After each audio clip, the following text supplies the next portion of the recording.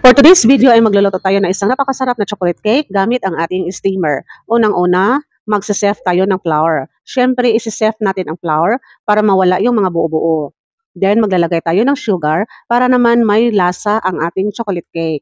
Then, maglagay tayo ng cocoa powder. Isisef din natin ang cocoa powder para mawala yung mga buo-buo. Then, maglalagay tayo ng milk. Siyempre, yan ang nagpapalasa ng ating chocolate cake. Then maglalagay tayo ng baking powder at saka baking soda. Gumagamit pala ako guys ng kalumit sa aking baking powder. Then pagkatapos, mix-mix natin ang mga dry mixture. Pagkatapos natin i-mix, lalagyan pala natin siya ng salt. Ang salt ay nagbibigay ng balansi sa ating lasa ng ating chocolate cake. Kasi pag sobrang matamis, hindi siya masarap. Kailangan talaga meron siyang konting asin. Then pagkatapos, mix-mix natin ulit. Pagkatapos natin i-mix, isusunod natin ang ating wet mixture. Sa ating mga wet mixture, ang unang ingredients natin ay itlog. Ang itlog ay nagpapalambot sa ating mixture. Isusunod din natin ang paglalagay ng oil. Ang oil din ay nagpapalambot sa ating mixture. Then water, then vanilla. Ang vanilla ay ito ang nagbibigay ng flavor or bango sa ating mixture. Then mix, mix, mix again. Mix, mix, mix, mix hanggang mag-well combine ang ating dry and wet mixture. Pagkatapos, isusunod natin ang paglalagay ng hot water with coffee. So, kailangan talaga yung coffee. Kasi yung coffee ay nagbibigay siya ng bango, kasi mabango yung coffee, at saka yung medyo may pagkapait-pait yung ating chocolate cake. Parang malalasahan talaga natin yung chocolatey talaga ang dating pag may coffee, at saka hot water. Pag mag-well combined na ang ating mixture, so ihanda na natin ang ating mga molder. Gumagamit pala ako ng molder na tub, no, yung microwavable molder. So yun ang ginamit ko. Hindi ako gumagamit ng ibang yung mga lianera, hindi ako gumagamit. Yun ang ginagamit ko kasi hindi ko na siya kailangan i-transfer. Diyan na yun na talagang lalagyan niya. Tapos, pagkatapos natin i-grease, ilalagay natin ang ating mixture. So, ito pala guys, kapag kayo ay naglalagay dito ng mixture, be sure na nagpapakulo na kayo ng tubig doon sa inyong steamer para hindi kayo matraffic sa oras or mabudget ninyo ang inyong oras para hindi naman sayang ang inyong oras. Siyempre, nagpapakulo na tayo ng ating steamer habang tayo ay naglalagay ng ating mixture dito sa ating molder. Ayun na guys, ang ating steamer. Kumukulo-kulo na ang ating tubig sa steamer. So that's the time na ilalagay na natin, isasalang na natin ang ating mixture na nasa ating molder.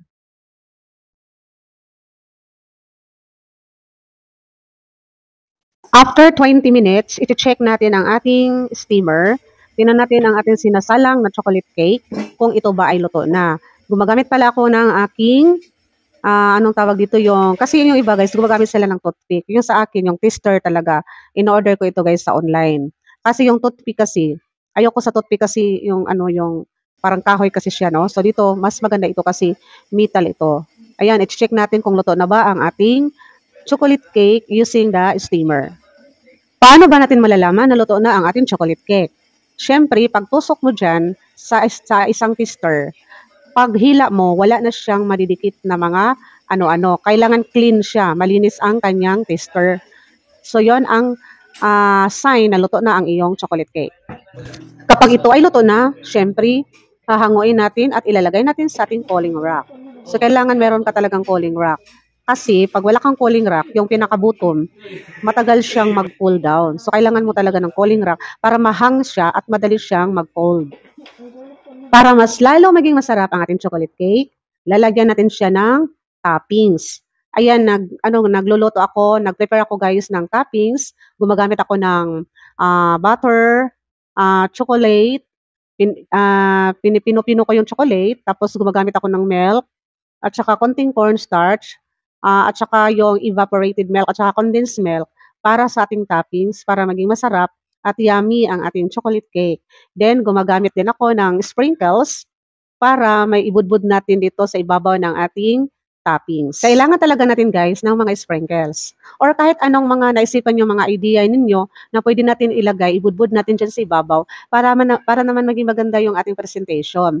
Yung iba naglalagay din sila ng chocolate chips or naglalagay din sila ng marshmallow or yung mga nips, yung mga chocolate nips Yon, masarap din yon kasi very attractive 'yan, oh, 'di ba? So, puwede na talaga pang-negosyo, guys. So, inyo lang, hindi naman masyadong tipirin. So, at least may ano, konting profit, ginansya, guys. So, kailangan talaga natin ng toppings kasi para hindi boring yung itsura ng ating, chocolate cake, oh, 'di ba? Pang-negosyo 'yan natin. Kumikita din ako minsan, oh, 'di ba, guys? Sideline is real dito. Of course, ako yung nagluluto, siyempre ako ang unang kakain. Ako ang unang titikim sa aking niluluto. In fairness talaga, guys, super yummy ng aking niluluto. Hindi ito pabor-pabor kesyo ako ang nagluto, ako ang nag-appreciate. Masarap talaga siya. Kung alam niyo lang, so yummy talaga. So ayan mga guys, sa isang tub pala, binibenta ko ito ng ₱100. Hindi na kayo alakansi diyan, guys, kasi ang mahal-mahal ng mga bilihin ngayon, mga ingredients, super mahal na talaga. So yung ₱100 talaga, guys, sulit na 'yan. Hindi naman ako masyado nagpapatubo ng malaki, yung katamtaman lang ang tubo, o 'di ba? Kaya tikman niyo na ang aking niluluto. Thank you mga guys for watching. See you sa aking next video. Bye-bye.